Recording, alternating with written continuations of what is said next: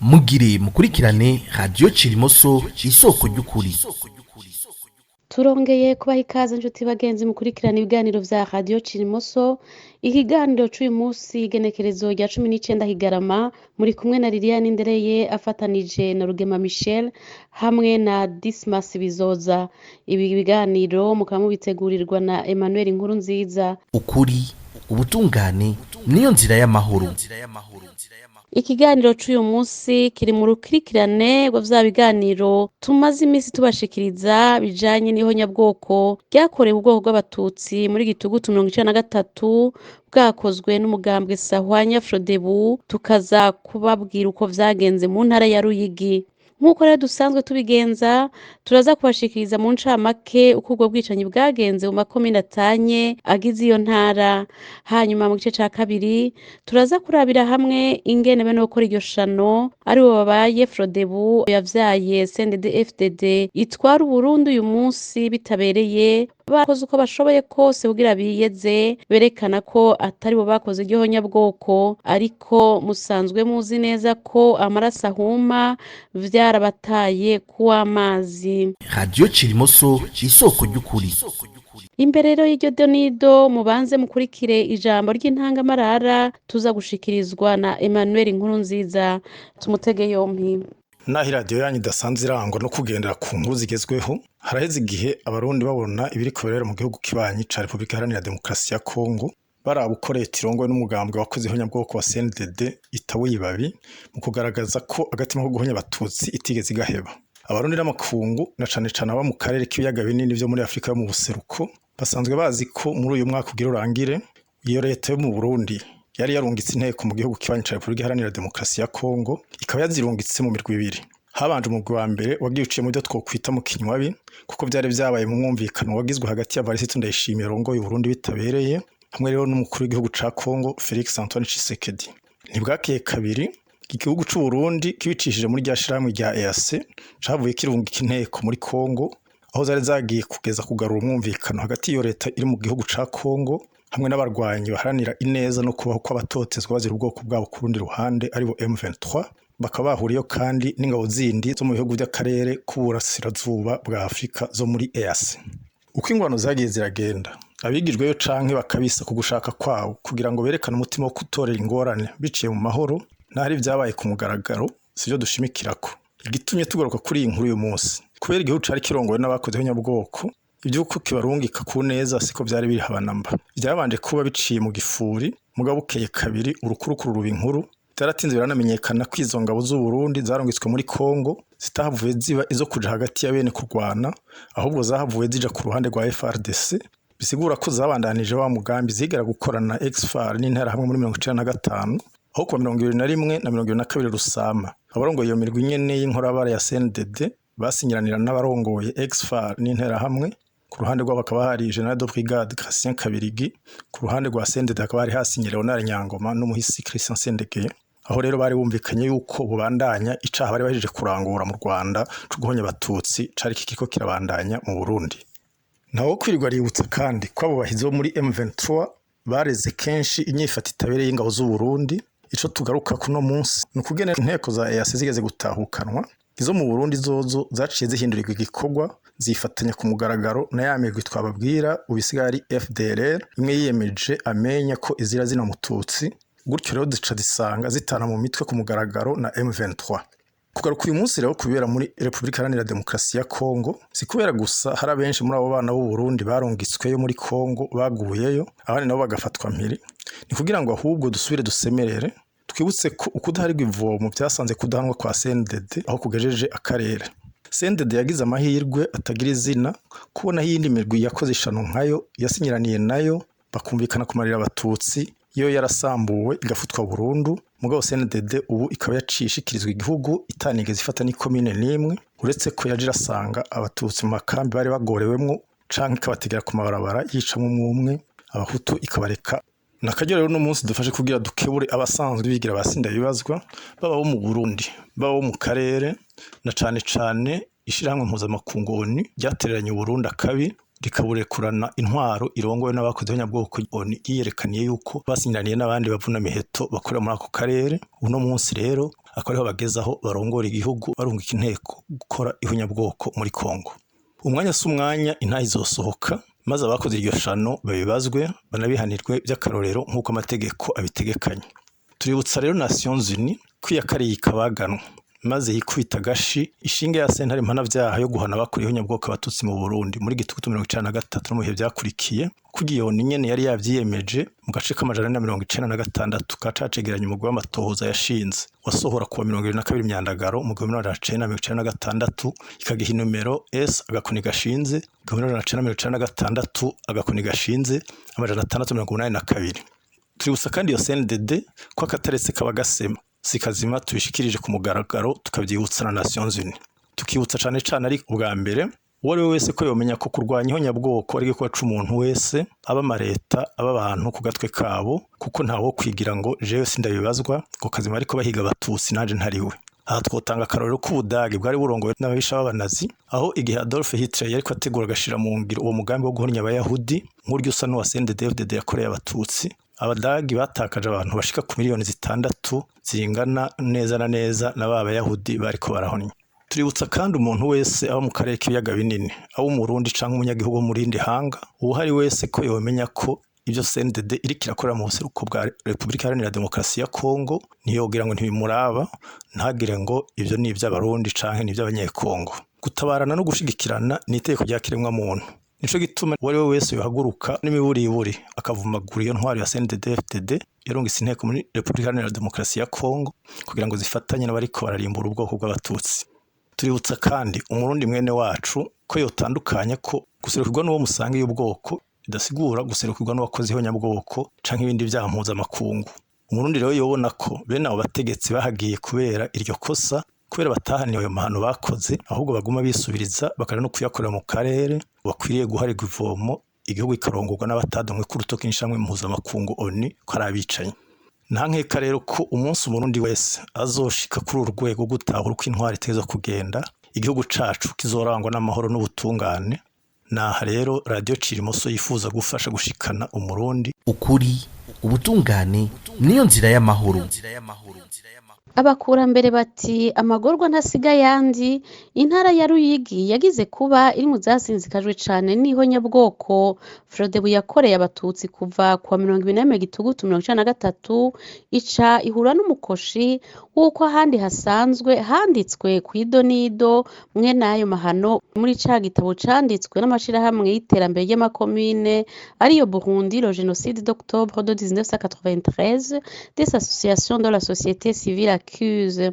Haramukiwe rero iyo ntara baherutse gushirako intangamarara ibisigaye imashini carabimira nk'uko abize aho hambere babivuga.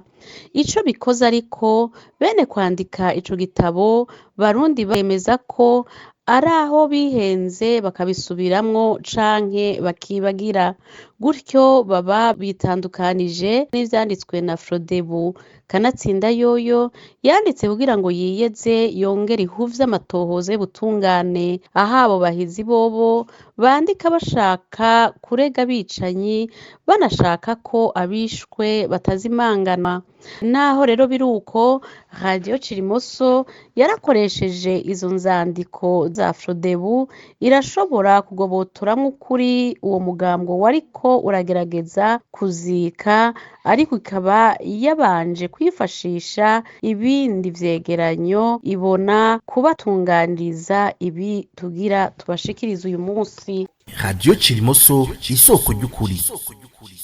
Muri komine Butaganzwa duhere kw'ibara ryaguye kuri paruwase Muriza aho patiri yari ahari yitwa Pierre Baranyizigiye yabwiye uwo mugwi w'abatohoji barongowe na FIDH ko yari yibereye mu buriro bwa paruwase hanyuma abona abatutsi nka 20 baje bahunga abamugana ariko ngo haciye akanya gato haca haza ikiguri c'abahutu kirabica kibahambaho nyene. Uyo patiri Pierre Baranyizigiye arasubira akamenyesha ko hari abandi batutsi 30 bahahungiye kandi basubiye kwicwa nabo kuwa mbere ukurikira baruhiye kwicwa na wa mugwi wewe avuga ko ari uw'abahutu.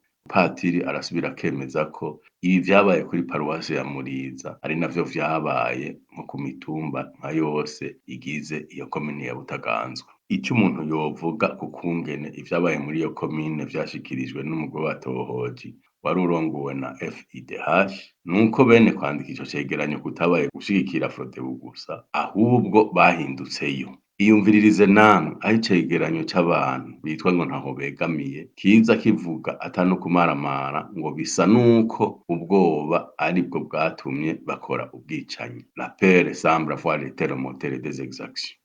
Umuntu arabona kandi ko aya majambo akubiyemwo ivyiyumviro bifata minenegwe abatutsi bicwa bazize ico bari. Muri komine Butezi naho nyene ivyo Sawanya Frodebu ishikiriza biza vyerekana ko yari yarigishije abanywanyi bayo, bikongera bikanerekana ko naho nyene igerageza kwiyeza mugabo ugasanga irinyujijemwo umwereka iriretse. Muti gute? Nk'uko abafrodebu bavyandika ku rupapuro rw'amajana 71 rwa ca gitabo cabo, handitse mu gifaransa ngo dès que le coup d'état est annoncé par la radio Rwanda, la population se soulève, les ponts sont coupés et les routes barrées par des troncs d'arbres. Bisigura ko abanyagihugu baragumutse, bikumvikana ko iyo ikoresha ijambo kugumuka ko ari ugukushisha n'impaka insiguro. Aha ni ngombwa kandi kwerekana ingene Frodebu igerageza gufobeka ikagomba gufata ivyaha vyakozwe n'abanywanyi bayo bo mu bwoko bw'abahutu ikavyitirira abanyagihugu bose. Bitayeko hageze ko ivuga abatutsi bishwe nticisha mu kanwa ababagandaguye kandi ikavyandika nk'uko umengo irakekeranya kandi ariyo yabatumye. Mu gifaransa handitse ngo quelque tutsi aurait été pris en otage et seront probablement tués. Si ivyo gusa, iyo Frodebu irasubira ikagerageza gushiramwo ivyoza gufatwa n'ibigabanya uburemere bw'icaha cakozwe n'abayoboke bayo, aho igira ngo quelque tutsi seront probablement tués après la douloureuse nouvelle. Imaze kwemeza ko bene kwicwa bagandaguwe, inyuma yaho inkuru y'umukuru w'igihugu imenyekaniye, aho niho Frodebu yifatishirije vyiza vy'indanga. Muti gute? Ubwa mbere irabanza ikiyemerera yo nyene ubwayo ko yari yafashe abo batutsi. Uretse ko n'ababisha basanzwe bazi ko bafata abantu ko ingwati kugira bagire ivyo basaba, babakoresha kugira bahave mu gusaba ivyo bagomba. Nk'akarorero gusaba ko ababo barekurwa, uravye uko yabigenjeje mu ntara zose Frodebu yabafashe kugira ibica. Ibi n'umugwi w'ishirahamwe ONU waje kugira y'amatohoza kuri iryo nyabwoko ryakorewe abatutsi, ukaba wabifashe nka nkama, aho ugira uti ivyo gufata abantu nk'ingwati nta na hamwe vyari bwakaboneke muri kahise k'Uburundi eka no mu Rwanda. Ni ikimenyetso ko kutabaye ukugumuka kwiyadukije kw'abafrodebu n'ivyari vyarigishijwe.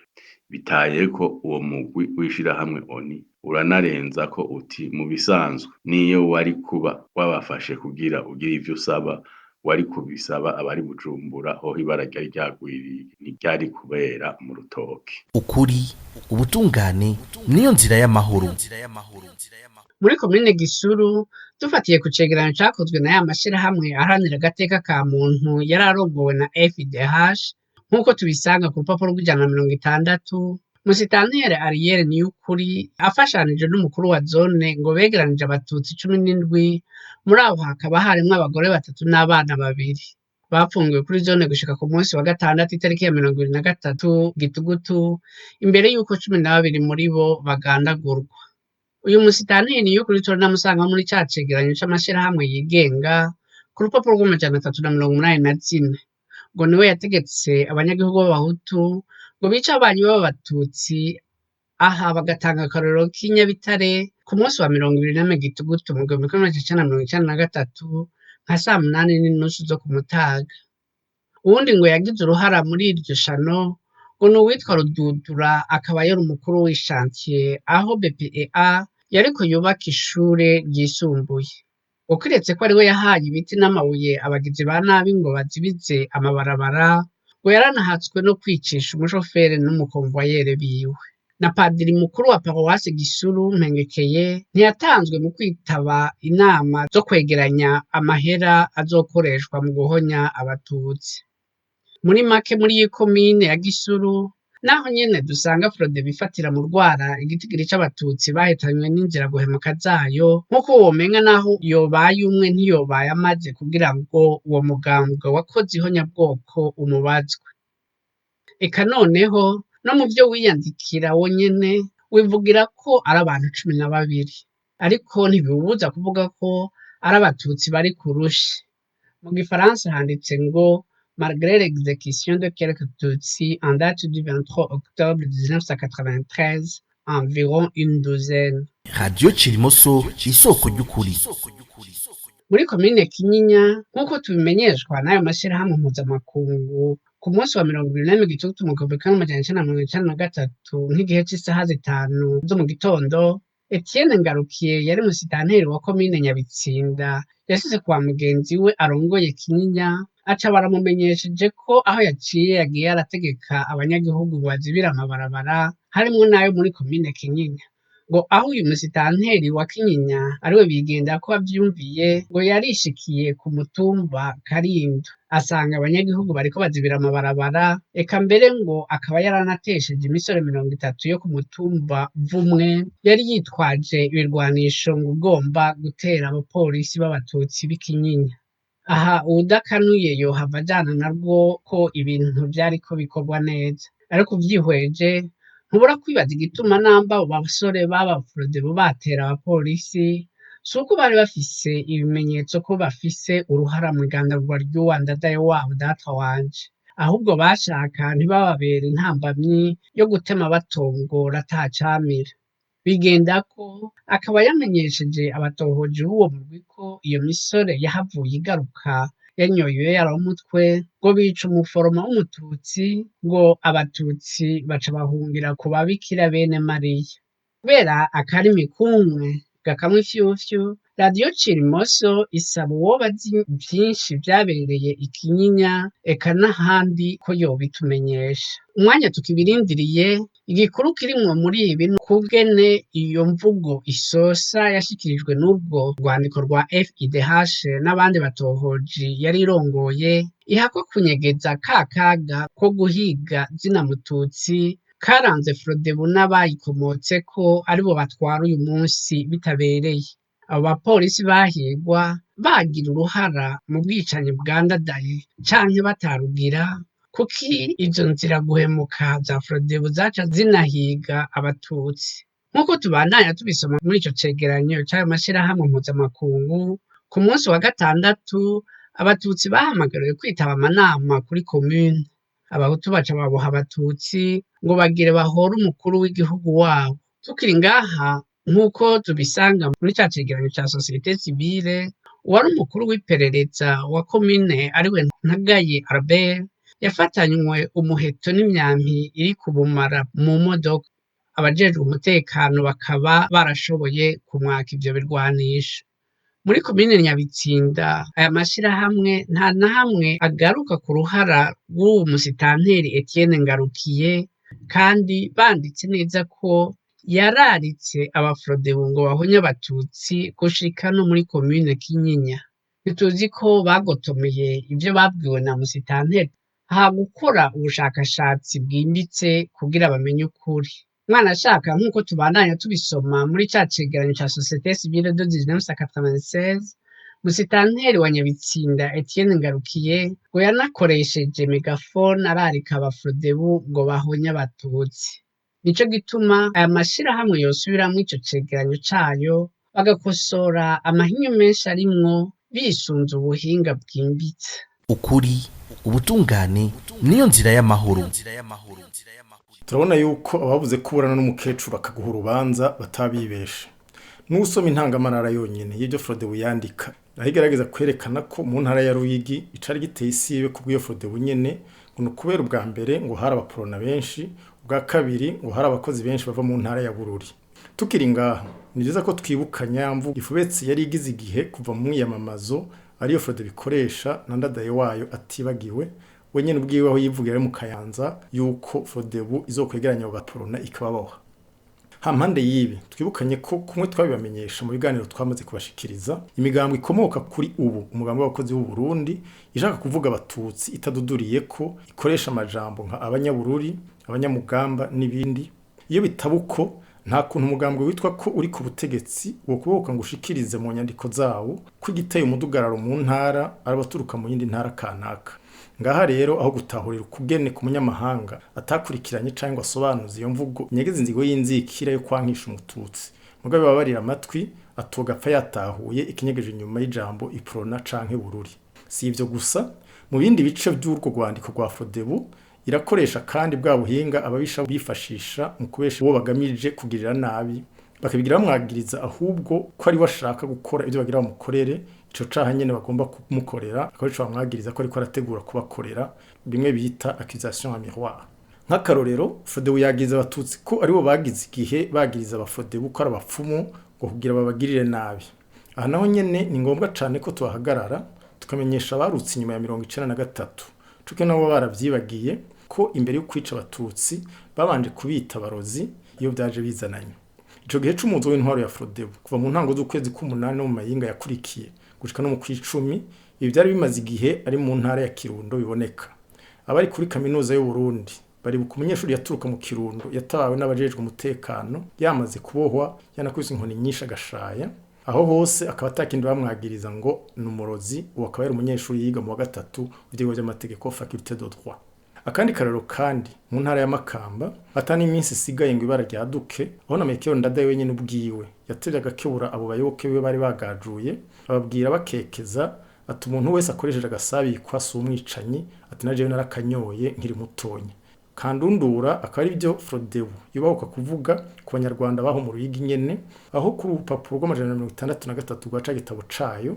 yenyaguza ikemeza ko abigisha abanyarwanda bo mu Ruyigi bari bamaze igihe bateye inshinge z'uburozi abana b'abahutu yanditse ngo akayongozi des Rwandais administrés du poison aux élèves des écoles primaires pendant la soirée à la rentrée par le biais des épingles. Cela faisait régner un climat d'inquiétude au sein de la population désemparée.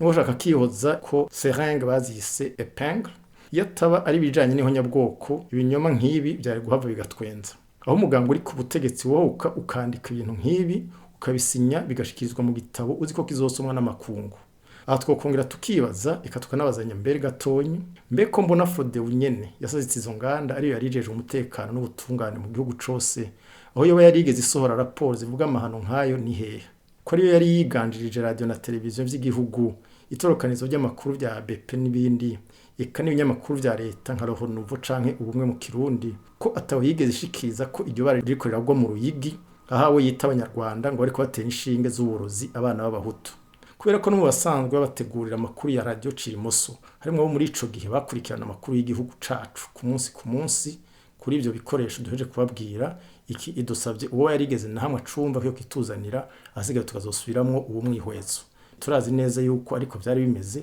kwibi ari byo Frodebu yagiye gufonda mu nyuma kugira ngo yiyeze yongere irabe ingene icuvya aho yavuye yica ibita abanyarwanda ibitanye n'abatutsi naho tuzi ko abanyarwanda b'abatutsi biciwe hamwe na bene wa mu Burundi bicwe niyo Frodebu muri make birumvikana ko umugambi wari umwe kandi wari wigishijwe mu ntara zose no kuvuga wo guhitana abatutsi badakuyemo n'abaturuka mu gihugu c'u Rwanda ubona ko ico gihe bari bakigwiriye mu Burundi bakaca bagereka ko rero amabatagira uko avugwa igishaka kikaba cabaye cuko haje ayo mayeri yo kuvyikura ko nkuko dusanzwe tubizi kandi twayibonye mu ntara ya Ruyigi ukuri ubutungane niyo nzira y'amahoro turangije dushimira mwese mwakurikiranye ibiganiro vya radio Cirimoso naho ubutaha tugire Uburundi buziriho nyabwoko murakoze cane iyi mwariko murumviriza ni radio Cirimoso